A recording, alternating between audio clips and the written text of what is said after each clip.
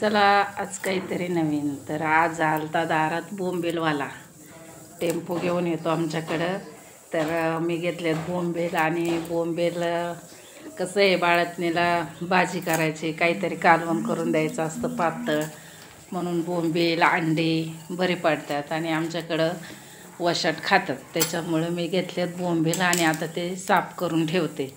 तर त्याचे कड्याचे पिसं सगळे काढून, म्हणजे कधी पण आपल्याला पाहिजे तेव्हा आपण घेऊन ते करू शकतो. तर मी चांगले स्वच्छ करून ठेवते. आणि आमची मनूताई बघा येऊन थांबली. तिच्यासाठी पण आता सगळी डोकी काढून घेते मी, शेपटी डोकी बोंबलाची, आणि तिला टाकणार आहे. परत आपल्याला जायचं आहे शेतात जाऊन आपल्याला टाकायची आज बाजरी. आणि पाहुणे पण येणार आहेत आपलं बाळ बघायला.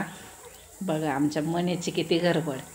आणि तिला पुरल एवढं मी टाकले, म्हणजे सगळी बोंबलाची डोकी. आणि ते अगदी तिच्यासाठीच होती, तिने भरपूर खाल्ल्यात. आणि चला आपल्याला निघायचं आहे आता शेतामध्ये. तर शिव पण मागं लागला आहे.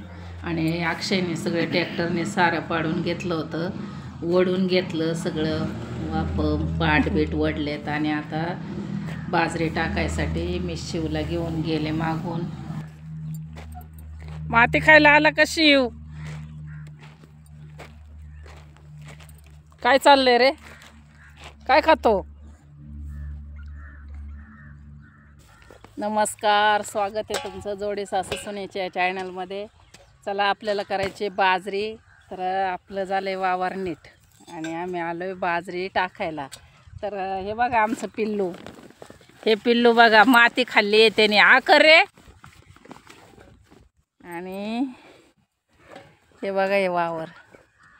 आता याच्यात टाकायची बाजरी आपल्याला. तर हे बघा हे वाण आणलंय आम्ही बाजरीचं, मैको 22-40. आणि 1 किलो बी आहे, तेवढ्याला 1 किलो बीची करवणार आहेत. मका टाकायची थोडीशी. तर चला आपण बी टाकून घेऊया.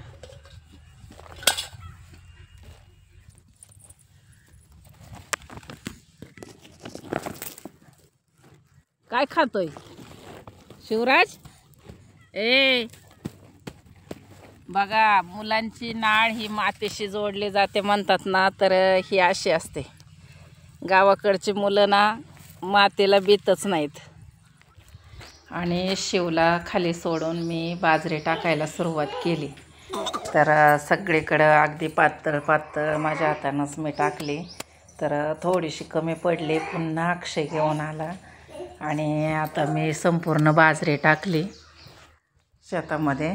तर टाकतच होतो आम्ही. आणि अक्षयने मोटर चालू केली, पाणी द्यायला सुरुवात केली. पण तोपर्यंत घरी पाहुणे आले होते. तर आता सोनबाईची डिलिव्हरी झाल्यामुळं तिला पाण्यासाठी माझी बहीण आली होती, बाळाला तिला खायला घेऊन. तर मग आम्ही तिथून पुन्हा घरी निघालो. अक्षयने पाणी धरलं आणि शिव आणि मी आम्ही दोघंजण घरी आलो. घरी निघालो पपई पिकलेली घेऊन. पपई काढायची. चला आमच्या झाडाला एक छान अशी पपई पिकलेली आहे. आपल्या शिवला पपई काढून देऊ. काय रे, हे बघ हे बघ हे बघ केवढी पपई. ऐका ऐका पपई घे. ए बघ केवढी पिकली ना. थांब आपण काढू. उभा राहा.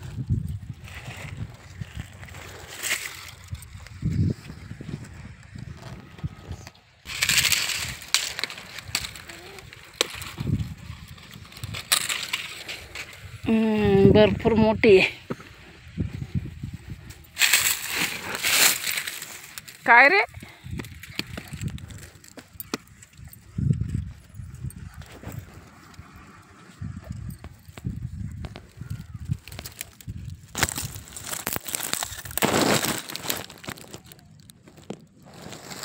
चिक लागन, त्याचा चिक लागन.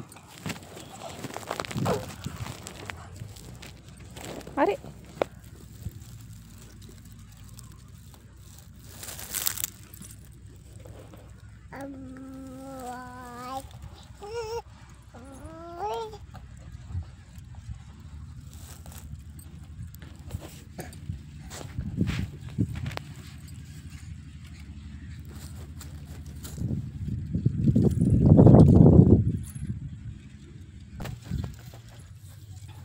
बघा केवढी पपई सापडली आम्हाला ह्या झाडाला.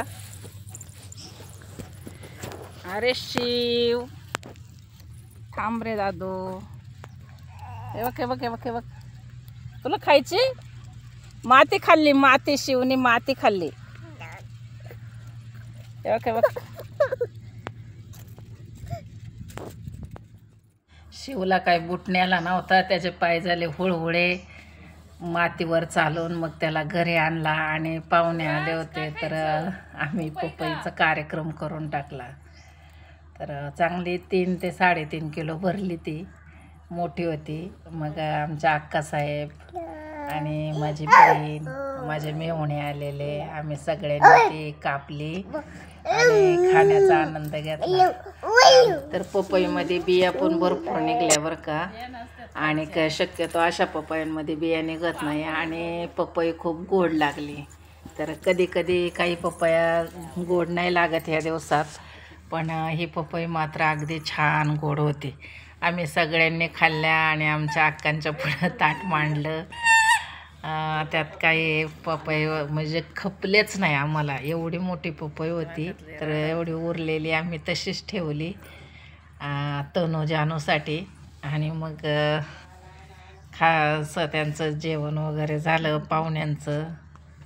तर आमचा शिव सारखा बाहेर पळतो, तर त्याला घरात घेऊन आले.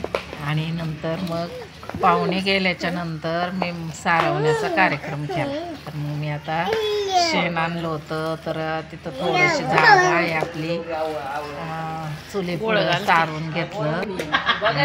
ते शेण मळलं आणि वरती गोळे घालायला सुरुवात केली. कारण गौऱ्यांना वेळ लागतो वाळायला आणि गोळं मात्र लवकर वाळतात, म्हणून मी गोळं घातलं. तर आम्ही पूर्वीला पण असेच गोळे घालायचो, पण त्यावेळेला शेगड्या असायच्या, त्या शेगड्यात मस्त गोळं जळायचं. तर आता गौऱ्यानं थापता मी घेतल्यात गोळं घालायला. आणि आता खाली गोळं घातलं की कोंबड्याला त्रास देतात, सगळं पांगून टाकतात, म्हणून स्लॅबवरती मी आता एक गोळं घाल. आजी हे असं काय करतेत ग तू? अगं गोळं घालते बाई चुलीला होते, हे पटकेने वाळत्यात गौरीपेक्षा. गौरीपेक्षा गौऱ्याला वेळ लागतो आणि ह्याला हे पटकन वाळतं. तर आमचं काय आमचं रोजचंच काम येत आता, हे सारून घ्यायचं, शेण काढायचं, गौऱ्या थापायच्या.